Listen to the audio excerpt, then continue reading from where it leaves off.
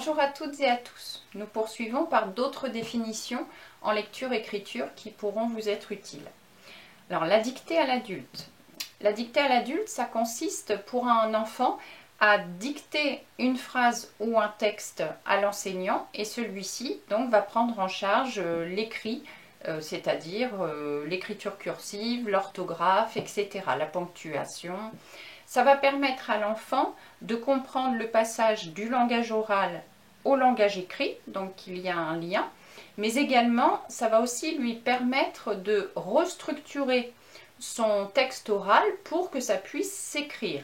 Donc on ne va pas écrire du langage familier, on va écrire du langage restructuré. Si on fait ça collectivement en maternelle avec une demi-classe par exemple, si les enfants racontent en dictée à l'adulte une sortie en forêt, ça va permettre des interactions entre les enfants et l'enseignant, et par exemple apprendre à structurer un texte écrit. Un enfant va proposer quelque chose et un autre dira non, non, c'était pas ça en premier, on a d'abord fait telle chose, etc. Les élèves en difficulté de lecture. Alors, les élèves en difficulté générale de lecture déchiffrent difficilement et comprennent difficilement également. On a aussi des lecteurs faibles qui identifient difficilement les mots, mais qui peuvent comprendre. Quand on dit comprendre, comprendre, mais pas de manière tout à fait structurée. On a aussi d'autres élèves plus nombreux qui sont de faibles compreneurs, c'est-à-dire qu'ils déchiffrent les mots, mais ils ne comprennent pas ce qu'ils sont en train de lire. Voilà en gros les catégories d'élèves en difficulté de lecture. Qu'est-ce que l'enseignement explicite maintenant? Alors d'une manière générale, et puis on peut l'utiliser en lecture, en compréhension, etc. L'enseignement explicite, ça consiste à présenter une matière de manière fractionnée pour vérifier la compréhension et assurer la participation de tous les élèves. Donc en gros, cet enseignement explicite se divise en trois étapes, ce qu'on appelle le modelage, la pratique guidée et la pratique autonome. Alors le modelage, c'est pour favoriser la compréhension de l'objectif, pourquoi on fait telle chose. Ensuite, la pratique dirigée, c'est quand l'enseignant va permettre aux élèves de consolider la compréhension. Et puis la pratique autonome, ça va consister à automatiser les connaissances. Ensuite, l'identification de mots. Alors, l'enfant qui apprend à lire va recourir à différentes façons pour identifier des mots. En tout premier lieu, et le plus souvent au début de CP, il va commencer par essayer de deviner des mots. Alors, il va deviner des mots par rapport aux images le plus souvent. Ensuite, il va commencer donc à essayer d'appliquer des procédures de décodage, alors soit lettre par lettre, soit graphème par graphème, et puis il va commencer à faire des analogies avec des mots qu'il connaît déjà.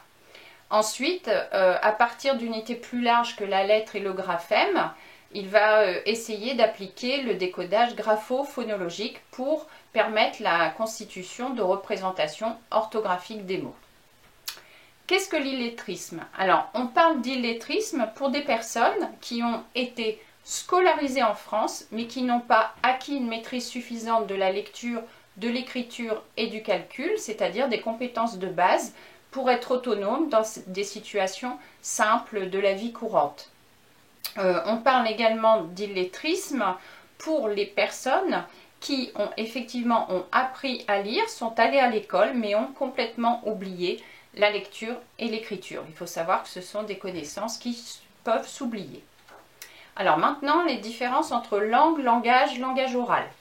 Alors la langue, ça désigne tout un système de signes qui permet aux individus de communiquer. Donc il existe à peu près 5000 langues parlées dans le monde. Et la langue maternelle, c'est la première langue de l'enfant acquise à la maison. Le langage, ça renvoie à une capacité qui est spécifique de l'homme, qui est capable de communiquer des concepts, des états affectifs, des idées, au moyen de signes conventionnels. Donc l'audition va servir avec la parole au langage oral, et puis le visuel et le graphique vont plutôt servir de base au langage écrit. Le langage oral en maternelle, c'est l'un des principaux facteurs de réussite en lecture au CP, parce que la compréhension de texte à l'écrit est influencée par le niveau de vocabulaire, la syntaxe et la compréhension à l'oral. Je poursuis avec la littérature de jeunesse. La littérature de jeunesse comprend plusieurs types d'écrits. Premier type d'écrit, des écrits qui sont spécifiquement conçus pour les enfants. Donc je mets de côté tous les écrits qui seraient conçus pour uniquement un but, on va dire, lucratif. Donc des textes conçus pour les enfants, mais aussi des textes qui ont été conçus pour des adultes et qui sont devenus, on va dire, des grands classiques pour la jeunesse, comme par exemple Le Petit Prince. Et puis également des textes qui ont été écrits au départ pour des adultes, mais qui ont été adaptés pour la jeunesse, comme par exemple Les Trois Mousquetaires. Donc la littérature de jeunesse joue un rôle à la fois dans la formation intellectuelle, mais aussi psychologique de l'enfant, ou du lecteur plus généralement. Ça va provoquer chez lui des émotions, ça va susciter sa réflexion personnelle, etc. Le lexique mental. Alors le lexique mental renvoie au vocabulaire, c'est-à-dire à l'ensemble des mots d'une langue donnée.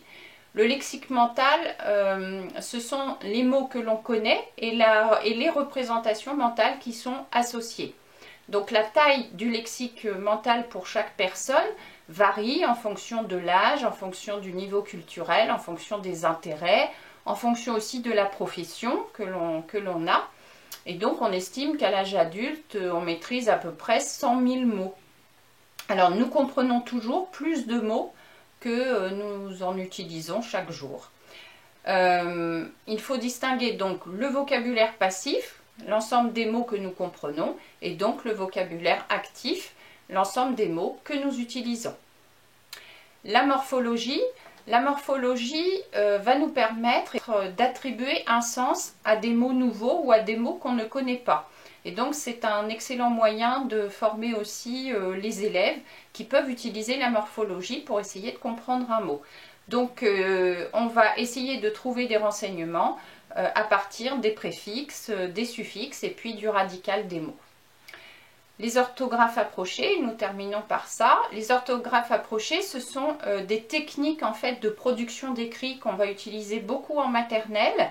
Ça consiste à demander aux élèves d'écrire un mot alors qu'ils ne savent ni lire ni écrire pour savoir un petit peu les connaissances qu'ils peuvent avoir. Donc on peut demander par exemple à des enfants de grande section d'écrire lapin. Peut-être qu'ils feront le L et le A, peut-être qu'ils sauront faire le P ou très peu de choses, ou ils vont peut-être entendre le A et faire le A, etc. Donc on ne doit pas y voir de l'orthographe pure, ce n'est pas le but, c'est juste de savoir à partir de leur réflexion lors de situations de production d'écrit, quelles sont les connaissances qu'ils maîtrisent sur la langue. Voilà, je vous dis à bientôt.